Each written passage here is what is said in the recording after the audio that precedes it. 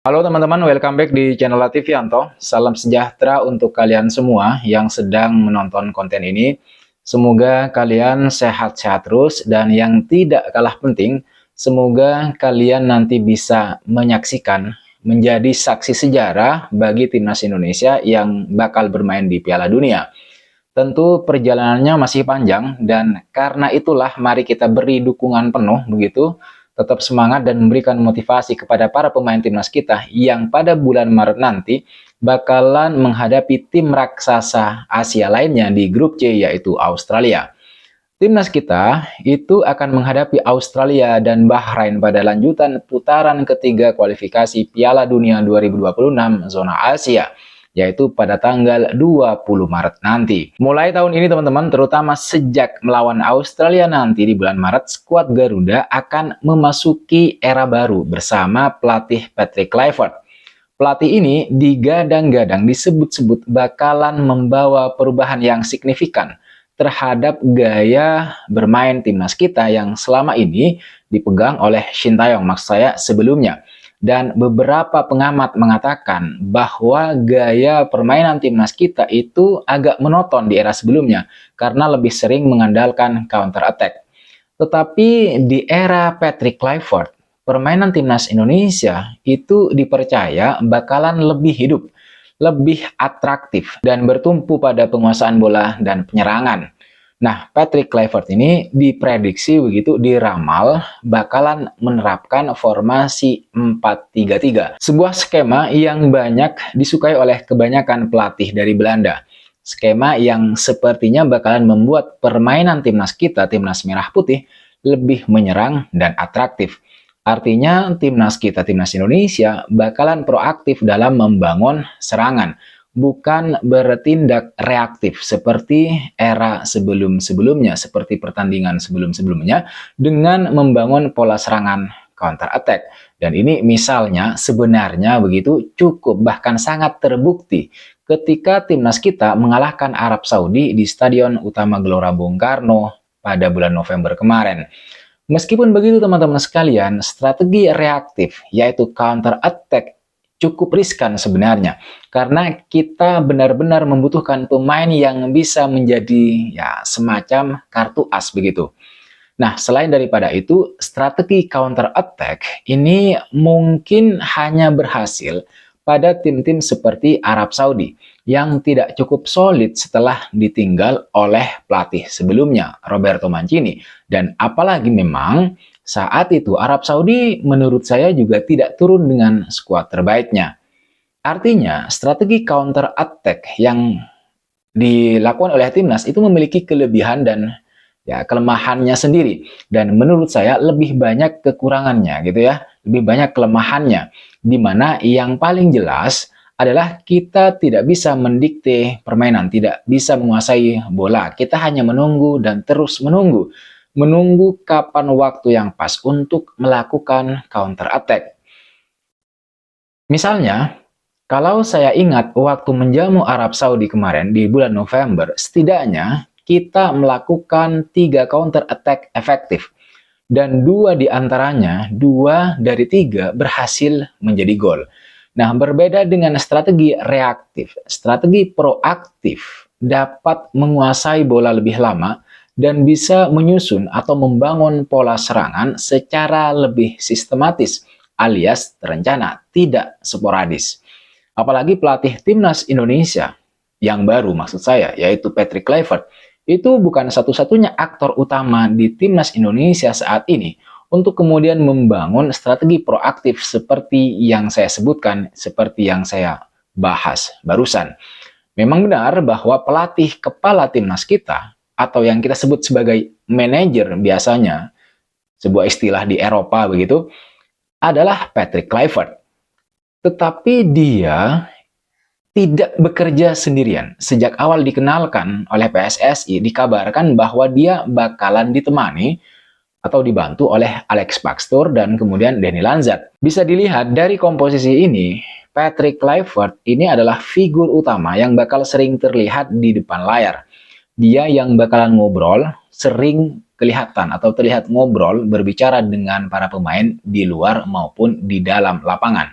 dia yang bakalan menjadi medan magnet begitu, magnet utama bagi datangnya pemain-pemain keturunan baru yang ingin bergabung dengan timnas kebanggaan kita, timnas Indonesia, melalui jalur naturalisasi.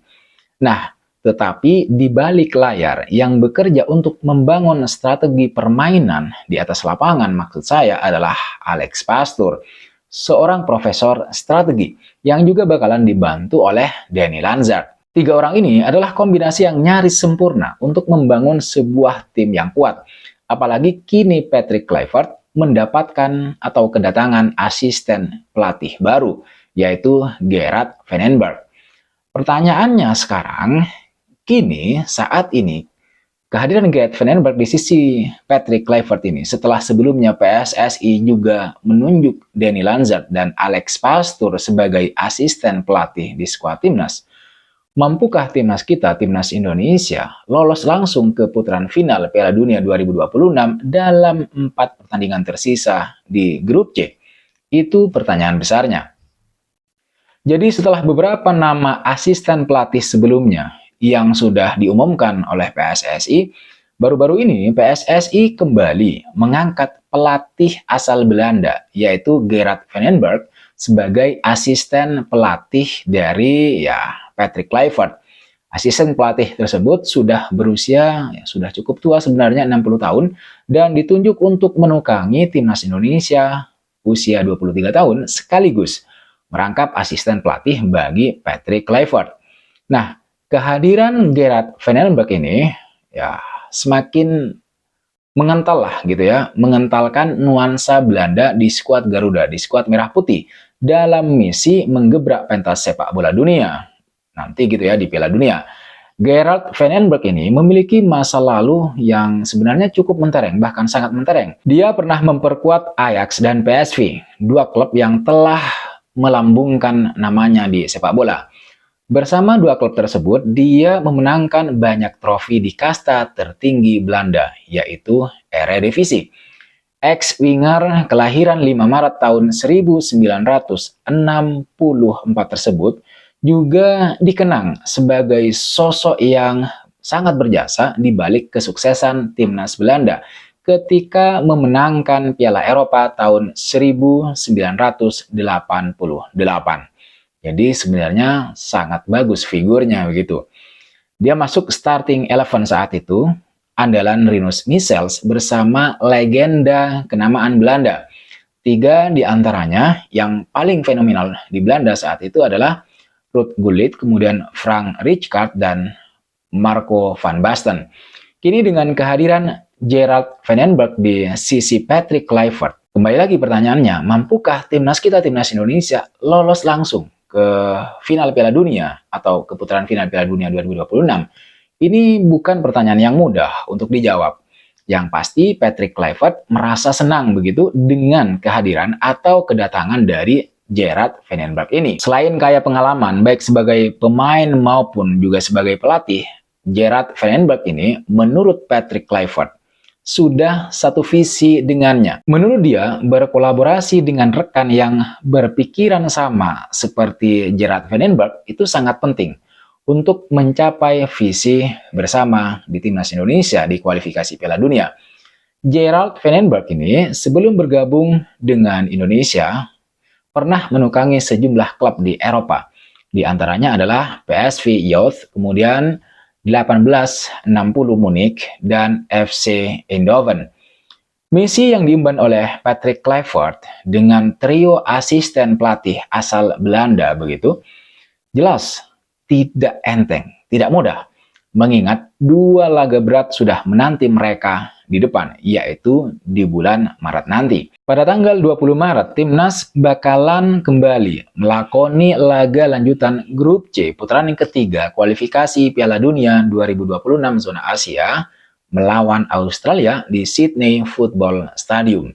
Lalu 5 hari kemudian, timnas kita, timnas Merah Putih, bakalan menjamu Bahrain di Stadion Utama Gelora Bung Karno, Jakarta. Ini stadion keramat kita. Nah, dalam 2 pertandingan tersebut, PSSI Dan tentu kita semua menargetkan, berharap kemenangan. Karena tambahan 6 angka atau 6 poin bakalan membuat peluang untuk lolos ke fase berikutnya itu terbuka lebar. Apalagi jika kembali bisa mengalahkan Cina pada tanggal 5 Juni nanti. Teman-teman sekalian, saat ini timnas kita menempati posisi ketiga grup C dengan modal 6 poin dan masih membutuhkan suntikan banyak angka untuk mengincar posisi runner-up sekaligus lolos langsung. Nah, demi target ambisius tersebut, PSSI juga sedang mengebut proses dua calon pemain naturalisasi lainnya, yaitu Ole Romeni dan kemudian Jairo Ridewald. Dua amunisi ini sangat kita harapkan sudah mengantongi KTP Indonesia sebelum timnas Indonesia terbang dalam laga tandang ke Australia. Masalahnya sekarang adalah apakah tim yang ada saat ini yang didominasi oleh rasa Belanda ini berhasil atau tidak? Tentu saja ada dua jawaban. Bisa iya, bisa juga tidak gitu. Maksudnya bagaimana nih gitu kan? Maksudnya begini, kita semua pasti mengharapkan yang terbaik bagi timnas kita di kualifikasi Piala Dunia kali ini. Terlebih lagi, mimpi bermain di kasta tertinggi 4 tahunan yang dikelola oleh FIFA saat ini sudah berada di depan mata. Sudah sangat dekat sekali teman-teman sekalian. Hanya saja jika menoleh ke belakang, setidaknya ada momen penting di mana timnas Belanda justru enggak dinaungi keberuntungan atau Dewi Fortuna di tengah asa yang membembung tinggi. Misalnya adalah ketidakberuntungan Belanda di Piala Dunia 1974. Nah, setelah sekian tahun tidak ambil bagian di Piala Dunia teman-teman sekalian, timnas Belanda ini kan kembali hadir di Piala Dunia 1974. Ini adalah penampilan ketiga mereka pasca Piala Dunia 1934 dan 1938.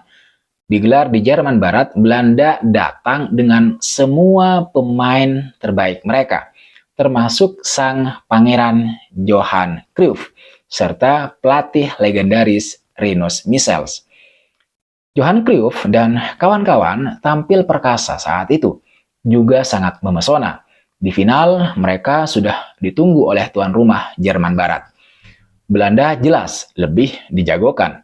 Bukan saja karena pemain yang mumpuni di semua lini yang mereka punya, tapi juga gaya permainan yang merevolusi dunia lewat total football mereka. Tapi apa yang terjadi selanjutnya sungguh sangat menyakitkan teman-teman sekalian. Belanda hancur dengan skor 1-2 atas Jerman. Meski Belanda sempat unggul lebih dulu lewat gol cepat Johannes Neekens saat pertandingan masih berjalan 2 menit begitu. Sampai saat ini nasib sial belum juga beranjak dari timnas Belanda. Disebut-sebut sebagai salah satu negara yang tidak pernah sepi, yang tidak pernah kekurangan melahirkan bakat-bakat muda, Belanda justru belum pernah sekalipun memenangkan gelar Piala Dunia sampai detik ini. Kita sangat berharap semoga ketidakberuntungan yang terjadi, yang menghampiri timnas Belanda itu tidak terjadi juga pada timnas Indonesia.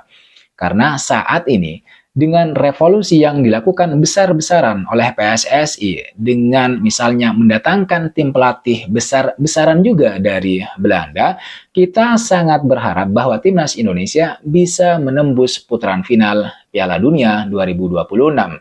Boleh dibilang harapan kita saat ini itu sedang membumbung tinggi. Dan semoga saja Dewi Fortuna atau keberuntungan sedang berpihak kepada kita. Entah di putaran ketiga ini atau di putaran selanjutnya jika harus. Oke teman-teman sekalian, saya kira itu yang bisa saya bahas, yang bisa saya share ke kalian semua. Terima kasih sudah menonton video ini sampai selesai.